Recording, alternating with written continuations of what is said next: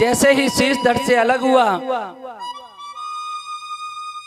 इधर में भृगु महाराज, उसी समय उनका आगमन हो गया।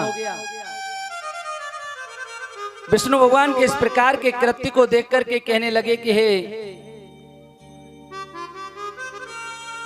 भगवान, आपने ये क्या किया? आप ऐसा निकृष्ट कार्य कैसे कर सकते हैं? आप तो सात्विक गुणों के स्वामी हैं, आप में ये तमोगुण कैसे आ गया? संहार करने का काम तो भगवान शिव का है और आपने ये कार्य अपने हाथ में कैसे ले लिया? आप में ये तमोगुण शोभा नहीं देता।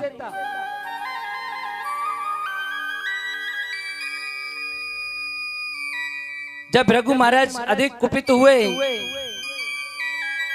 एकदम से गुस्से में आकर के भगवान विष्णु को श्राप दे दिया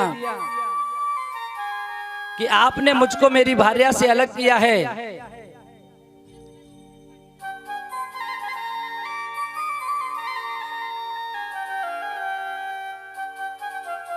निश्चित रूप से आपको भी इस धरा धाम पर आना पड़ेगा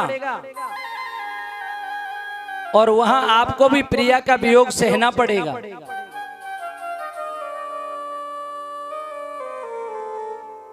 भगवान विष्णु ने उनका श्राप अपने सिरोधार्य कर लिया। महाराज भृगु ने कहा कि यदि मैंने तप किया है तो मैं आज ये संसार को दिखा दूंगा कि एक तपस्वी की ताकत क्या होती है।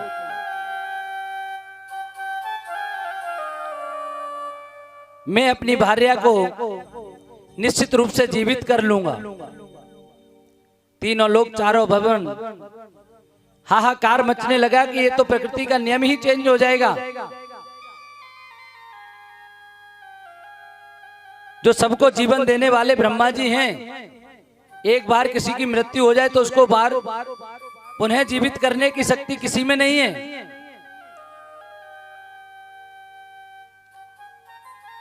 लेकिन भृगु महाराज ने अपने तपोबल से अपनी पत्नी का सिर धड़ से लगाया और जैसे ही मां भगवती का स्मरण करके उन्होंने उस पर जल छिड़का, भृगु जी की पत्नी मां भगवती का ध्यान करते हुए खड़ी हो गई। बोलिए पराम्बा शक्ति दुर्गा मैया की जय हो। इस प्रकार से शुक्राचार्य की माता को पुनः जीवित होते हुए देखकर इंद्रादि सभी देवता आश्चर्यचकित हो गए। तब व्यास जी महाराज कहने लगे कि हे राजन, इंद्र ने देवताओं से कहा कि महर्षि भृगु ने अपनी साध्वी भार्या को जीवित कर दिया, साथ ही मंत्र के ज्ञानी शुक्राचार्य कठोर तपस्या करके शिव से मंत्र प्राप्त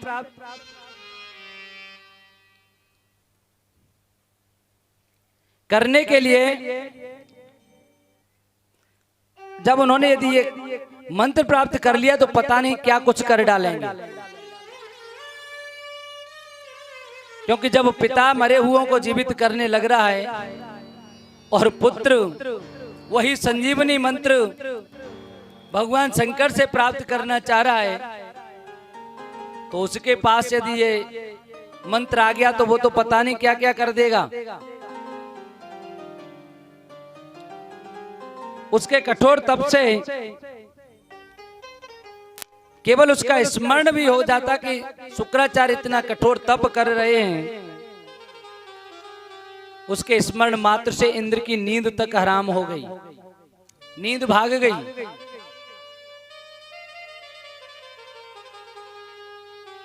इतनी व्याकुलता उनके शरीर में आ गई कि इंद्र को चैन नहीं रहता। इंद्र सोचने लगा कि अब मैं क्या करूं, किसी भी प्रकार से शुक्राचार्य के तप को नष्ट करना चाहिए। तब इंद्र ने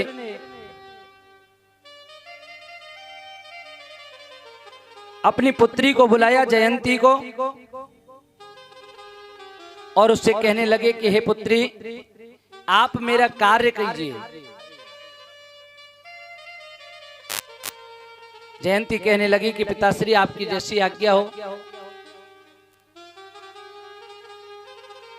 तब इंद्र कहने लगे कि आप शुक्राचार्य के पास जाइए और उनका तप किसी भी प्रकार से उनके तप में आप बाधा डाल दीजिए। जयंती अपने पिता की आज्ञा पाकर के शुक्राचार्य के आश्रम में आ जाती हैं और वहां पर आकर के उनके लिए उनको देखती हैं कि शुक्राचार्य धुएं में उल्टा लटक करके तपस्या कर रहे हैं।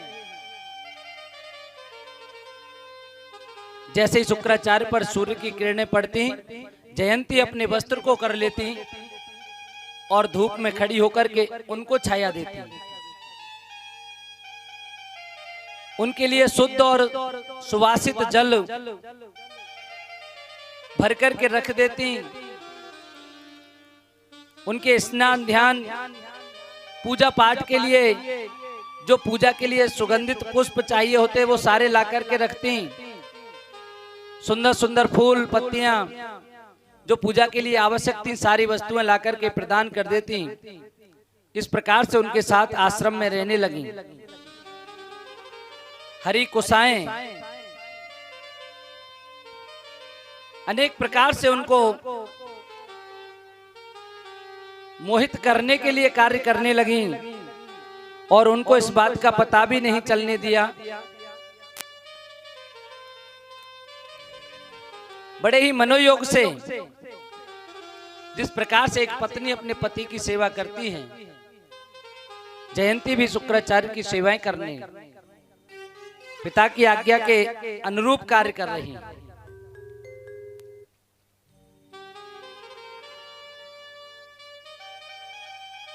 जब शुक्राचार्य अपनी तपस्या से उठे तो उनसे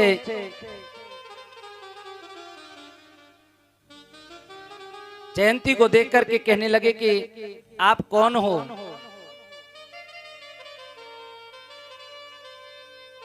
पहले तो जयंती को बड़ा भय हुआ कि कहीं ऐसा न हो कि ये किसी प्रकार का कोई श्राप मुझे दे दें, लेकिन उसके बाद उन्होंने महात्मा जी के मन की अनुकूल उनमें प्रीति उत्पन्न करने के लिए ऐसे शब्दों में उनकी स्तुति की। उसके बाद उनके लिए आचमन के लिए जल रखा।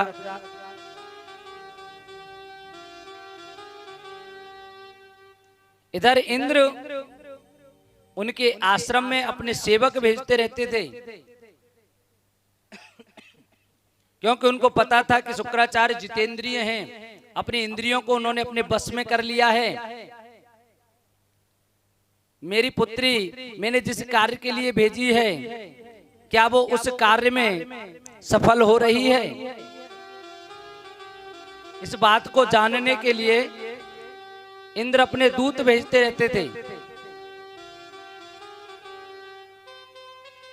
और दूत वहां से उनको पूरी खबर देते रहते कि किस प्रकार से अभी कितना कार्य संपन्न हो पाया है।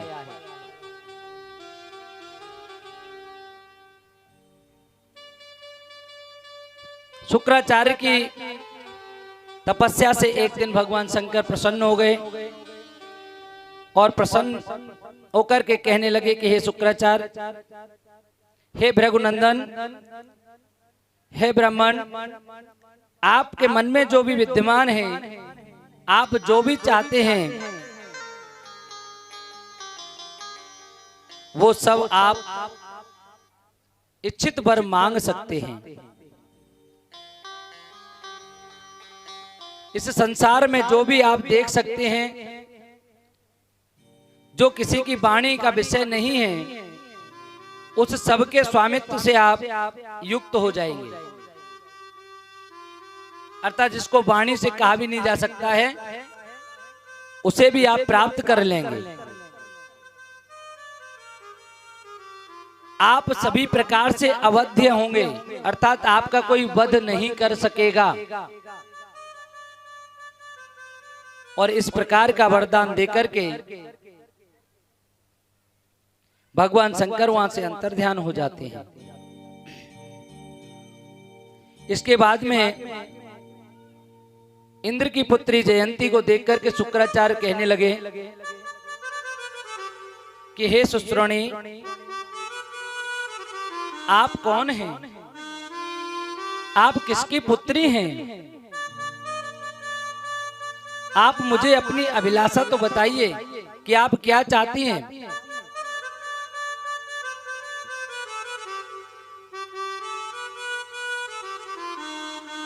यदि वो कार्य दुष्कर भी होगा तो भी मैं अभी आपके लिए कर दूंगा। मैं आपकी सेवा से प्रसन्न हूं, आप अपना इच्छित वर मांग लीजिए। तब अपने मुख पर प्रसन्नता लाती हुई जयंती कहने लगी कि हे ब्राह्मण देव, मैं इंद्र की पुत्री जयंती हूं और मेरे पिता ने आपको मुझे सौंप दिया है। मैं जयंत की छोटी बहन हूं और मैं आप पर आसक्त हूं। इसलिए मेरी ये अभिलाषा है कि आप मुझे अपनी पत्नी के रूप में स्वीकार करें। मैं अपने पतिव्रत धर्म के अनुसार प्रेम पूर्वक आपके साथ विहार कर सकूंगा। शुक्राचार्य जी कहने लगे कि हे भार्य, हे भामिनी, तुम तो सभी प्राणियों में अदृश्य रहती हुई 10 वर्षों तक इच्छानुसार मेरे साथ यहां विहार करो, अर्थात किसी को आप दिखोगी नहीं और आप मेरे साथ यहां रह सकती हो। ऐसा कहकर के शुक्राचार्य ने घर जाकर जयंती के साथ विहार किया और माया से आच्छादित होकर सभी प्राणियों से अदृश्य रहते हुए भी मुनि देवी जयंती के साथ में लगभग 10 वर्ष तक वहां पर रही। शुक्राचार्य ने अपने उद्देश्य में सफल, उनका उद्देश्य एक ही था, भगवान शंकर से मंत्र प्राप्त कर लेना। उस मंत्र से जब उनको पता लगा कि मैं इस मंत्र से युक्त हो गया, अर्थात ये मंत्र मैंने सिद्ध कर लिया है, और जब इंद्र को ये पता लगा वो तो भयभीत होने लगा, लेकिन जब दैत्यों को पता लगा कि हमारे गुरुदेव के पास में महामृत्युंजय मंत्र सिद्ध हो गया,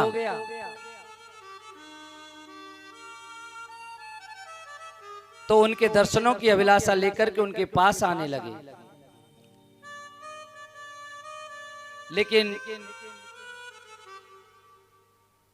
उस समय भी अदृश्य रूप में रहने के कारण किसी को दिखते नहीं थे। सभी दैत्य उदास मन से वापस लौट आए।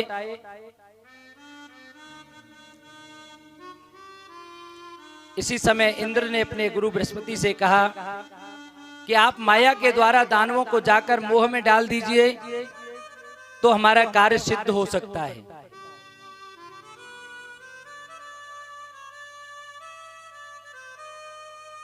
गुरु बृहस्पति शुक्राचार्य को मायाच्छादित होने के कारण शुक्राचार्य का ही रूप धारण करके दैत्यों के पास में गए, सभी दानवों को बुलवाया, और जब सब दानवों ने शुक्राचार्य को अपने पास देखा तो माया से विमोहित दैत्य बृहस्पति को पहचान नहीं सके और उन्हीं को शुक्राचार्य समझ करके उनको खड़े होकर प्रणाम करने लगे।